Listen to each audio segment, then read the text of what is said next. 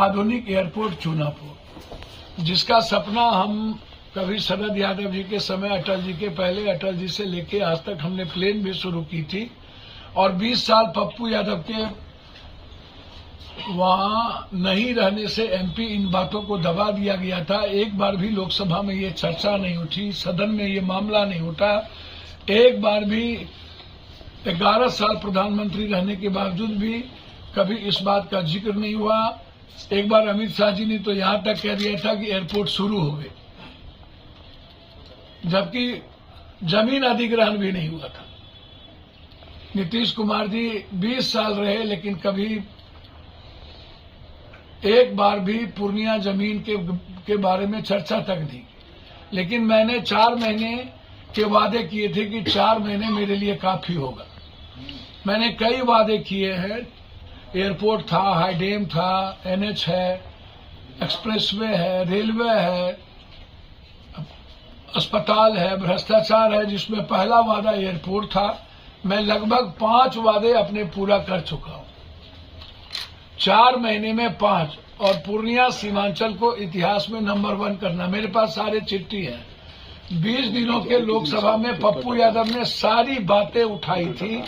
7 बार यह मामला उठा था सदन में, और 5 बार हम मैं मंत्री जी को, प्रधानमंत्री नीतीश कुमार जी, तीनों आदमी को बधाई तो दूंगा ही कि देर आए दुरुस्त आए। आपने पूर्णिया की जनता के संघर्ष को देखा, और मैं अपनी ओर से पूर्णिया की जनता, सीमांचल की जनता को बधाई दूंगा।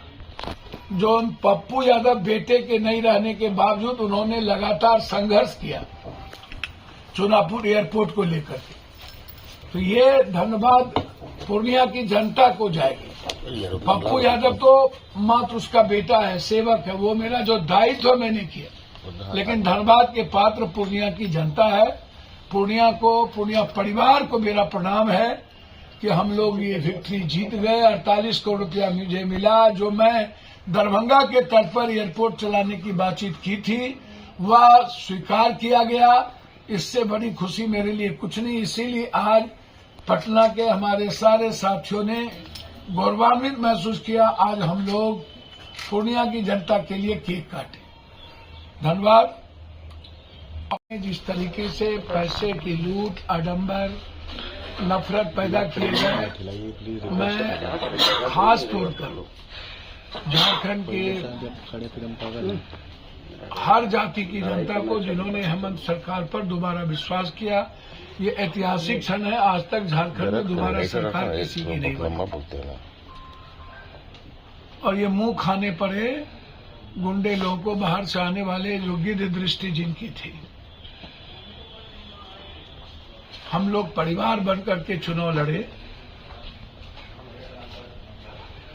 और मुझे उम्मीद ही नहीं है, हम 50 के लगभग सीट ला करके हम दोबारा सरकार बनाएंगे।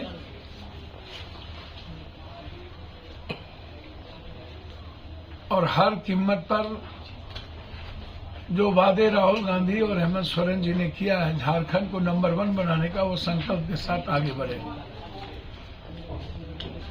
महाराष्ट्र की जनता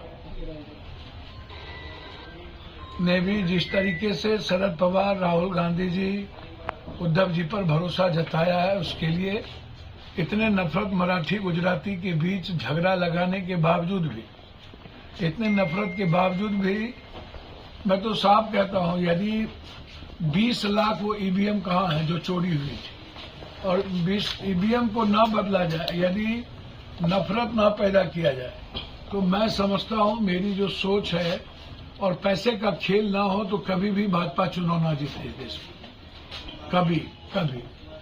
अब आइए, दूसरी सबसे बड़ी बात जो आज केक कटी है, वो पूर्णिया की जनता, आवाम। और मैं एक बात आग्रह अंत में जरूर करूंगा कि जो लोग कभी कभी कुछ पोस्ट करते हैं, मुझे उनसे पूछना चाहूंगा कि 20 साल पप्पू यादव नहीं थे, तो फिर आपने एक बार भी एयरपोर्ट की चर्चा क्यों नहीं की? एक बार भी सदन में चर्चा क्यों नहीं की? ये आप हमको बताइए।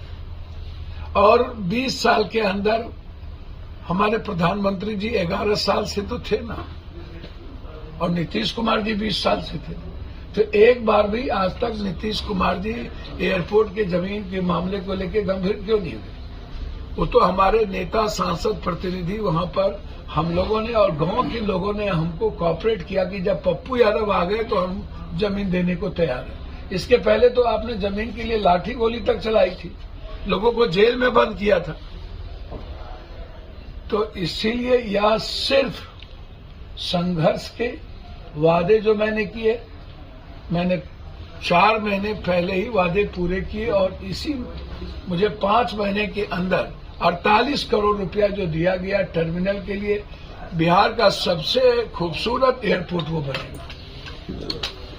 मैं इसीलिए बधाई देता हूं और सेलिब्रेशन पूर्णिया की जनता के लिए, पूर्णिया की विक्ट्री के लिए, वादे के लिए। दोनों मिले नहीं, आपने एक टच कराते हुए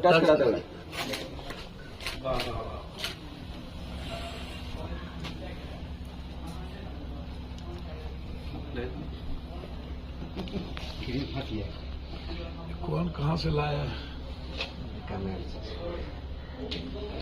चलिए भैया, किसान नेता और लोग काट के आप लोग केक काट दीजिए तो प्रेस कॉन्फ्रेंस कर लेंगे। हाँ।